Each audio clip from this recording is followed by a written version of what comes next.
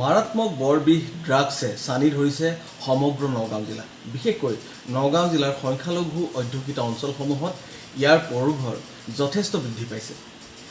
এই সংক্ৰান্তত আমি দুআষাৰ কথা পাতিবলৈ লগ পাইছোঁ নগাঁও জিলা অসম সংখ্যালঘু সংগ্ৰাম পৰিষদৰ সভাপতি মুছাব্বিৰ আলী আহমেদক। আহক তেখেতৰ সৈতে আমি পোনপটীয়াকৈ কথা পাতোঁ এই ড্ৰাগছৰ সন্দৰ্ভত। আপোনাক আমাৰ অনুষ্ঠানলৈ স্বাগতম জনাইছোঁ। ধন্যবাদ, নমস্কাৰ। আচলতে আপোনালোকে গম পায় যে আমি অসম সংখ্যালঘু সংগ্ৰাম পৰিষদে যে পূৰ্বৰ পৰাই ড্ৰাগছ বিৰোধী জনজাগৰণ সভা পাতিছিলোঁ আৰু প্ৰত্যেকটো সভাতেই আমি সমাজ পৰিৱৰ্তনৰ চিন্তা চৰ্চা কৰি পেলাই এক প্ৰগতিশীল নতুন সমাজ গঢ়াৰ আমি প্ৰয়াস কৰিছিলোঁ।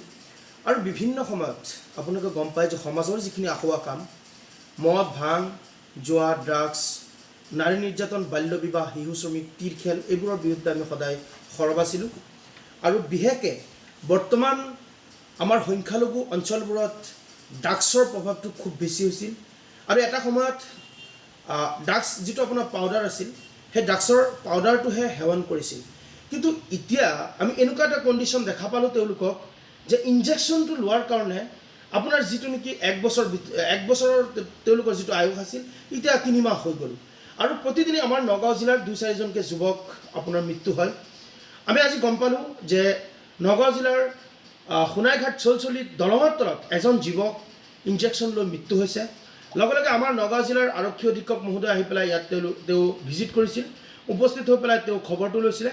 মই আমাৰ নগাঁও জিলা আৰক্ষী অধীক্ষক মহোদয়ক মই সংগ্ৰাম পৰিষদ নগাঁও জিলা সমিতিৰ তৰফৰ পৰা মই ধন্যবাদ জ্ঞাপন কৰিছোঁ। মই লগে লগে মই আৰক্ষী অধীক্ষকগৰাকীক মই অনুৰোধ জনাম যে আমি যদি বিচাৰোঁ সমাজখন পৰিৱৰ্তন হ'ব, ড্ৰাগছমুক্ত সমাজ হ'ব, তেনেহ'লে আমি নগাঁও জিলা আৰক্ষী অধীক্ষক মহোদয় আপুনি প্ৰত্যেকটো থানাই আৰু আউটপোষ্টত আপুনি তালাচী চলাব লাগিব যে যিসকল ড্ৰাগছ বিক্ৰী কৰে, ড্ৰাগছ বেপাৰী, ড্ৰাগছ পেডেলাৰসকলে আৰক্ষীসকলৰ লগত কিহৰ মিতিৰালি, আৰু তেওঁলোকক ঘৰত গৈ পেলাই যেতিয়া নেকি ড্ৰাগছখিনি ধৰিব বিচাৰে তেওঁলোকক কিয় নাপায়। মোৰ এই প্ৰশ্নৰ উত্তৰ তেওঁলোকৰ পৰা মই বিচাৰিছোঁ। আৰু এটা কথা যে এচাম উদণ্ড দালাল তেওঁলোকৰ পেটটো পুহিবৰ কাৰণে প্ৰতিদিনে তেওঁলোকে থানাৰ আহে পাহে আৰু থানাৰ পদূলিৰ দুৱাৰত তেওঁলোকে পৰি থাকে। সেই ব্যক্তিসকলৰ কাৰণে আজি আমাৰ নৱপ্ৰজন্ম ধ্বংসৰ গৰাহলৈ গতি কৰিছে যে তেওঁলোকে বিক্ৰী কৰিব ড্ৰাগছ, এজন খোৱা ব্যক্তিৰ ওচৰত গৈ পেলাই তেওঁলোকক জেল খটায় আৰু যিসকলে বিক্ৰী কৰে তেওঁলোকৰ পৰা টকাৰ লেনদেন কৰি পেলাই তেওঁলোকক গুচুৱাই দিয়ে। এই দালালসকল কোন আৰু প্ৰত্যেকটো দালালক চিনাক্ত কৰি পেলাই গ্ৰেপ্তাৰ কৰিব লাগিব। যিমান নেকি ড্ৰাগছ বিক্ৰী কৰা ব্যক্তিসকলে যিমানখিনি তেওঁলোকৰ ওপৰত আইন প্ৰণয়ন কৰিব লাগে, তেওঁলোকক এৰেষ্ট কৰিব লাগে।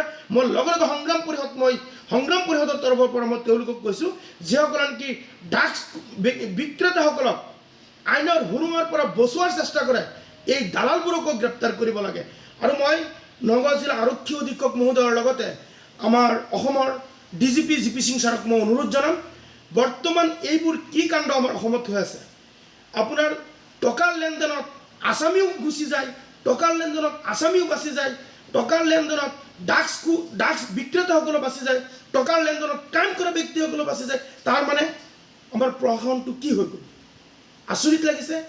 মই অনুৰোধ জনাইছোঁ, মই GP সিং ছাৰক মই অনুৰোধ জনাইছোঁ, DGP মহোদয় আপুনি আপোনাৰ বিভাগটোত আপুনি প্ৰত্যেকটো আউটপোষ্টৰ পৰা লৈ থানাৰ পৰা আৰম্ভ কৰি SP অফিচৰ পৰা লৈ আপোনাৰ এই জেগালৈকে নিকা আৰু নিষ্ঠাৰে প্ৰশাসনটো চলাবলৈ মই সাধাৰণ এটা সংগঠনৰ তৰফৰ পৰা মই অনুৰোধ জনাইছোঁ।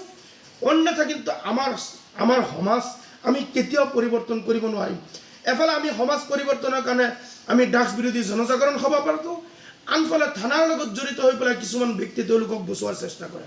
দুটা কথা যদি একেলগ হয় তেতিয়া কিন্তু আমাৰ সমাজ কেতিয়াও পৰিৱৰ্তন নহয়।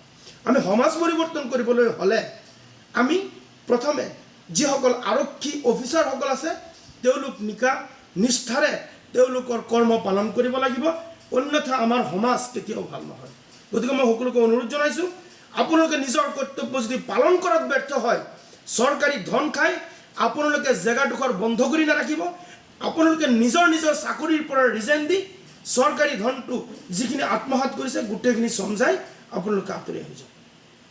আসাম আৰক্ষীৰ সৈতে গোপন মিতিৰালিৰে এই যি ড্ৰাগছ পেডলাৰসকল আছে তেওঁলোকে ড্ৰাগছৰ ব্যৱসায় চলাই আছে। ইয়াত মহিলাসকলো জড়িত হৈ আছে আৰক্ষীয়ে প্ৰতিদিনেই ড্ৰাগছ সৰবৰাহকাৰী আটক কৰি আছে তাৰ পাছতো কিন্তু ড্ৰাগছৰ পৰিভৰ কমা নাই আৰু এই ক্ষেত্ৰত এক কটকটীয়া আইনৰ প্ৰয়োজন আছে নিশ্চয় আৰু এই সংখ্যালঘু সমাজত ড্ৰাগছৰ পৰিভৰ সম্পৰ্কত আমি কথা পাতিলোঁ অসম সংখ্যালঘু সংগ্ৰাম পৰিষদৰ নগাঁও জিলাৰ সভাপতি মুছাব্বিৰ আলী আহমেদৰ সৈতে মই প্ৰাঞ্জল শইকীয়া ঈশান নিউজ জুলিয়া